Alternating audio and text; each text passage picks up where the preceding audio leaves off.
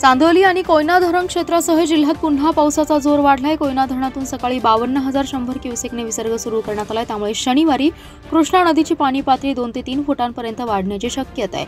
जिल्ह्यातील कृष्णा वारणा नदीकाठच्या गावांना सतर्कतेचा इशारा जिल्हा प्रशासनाने दिलाय। नद्यांची पाणी पातळी वाढत असल्याने पुराचा धोका कायम आहे। 2 दिवसांपासून पावसाचा जोर वाढत असताना धरण पाणलोट क्षेत्रात पुन्हा अतिवृष्टी होते। जिल्ह्यातही संततधार पाऊस सुरू असल्याने दैनंदिन जनजीवन विस्कळीत झाले। कृष्णा नदीच्या आयर्विन पूल येथील पाणी पातळी शुक्रवारी सायंकाळी 5 वाजता 29 फूट 9 इंच आहे। शुक्रवारी सकाळी 9 वाजल्यापासून कोयना धरणातून 10,000 क्युसेक्स विसर्ग वाढवलाय, म्हणजे कोयनेतून 52,100 क्युसेकने विसर्ग सुरू आहे। भारतीय हवामान खात्याने सातारा जिल्ह्याकरिता रेड आणि ऑरेंज अलर्ट दिलाय। त्यामुळे सध्या नदीची पातळी कमी होत असली तरी धरण आणि मुक्त पाणलोट क्षेत्रामध्ये पाऊस सुरू आहे। कोयना व इतर धरणात पाण्याची आवक वाढत असल्याने विसर्ग वाढवण्यात आलाय।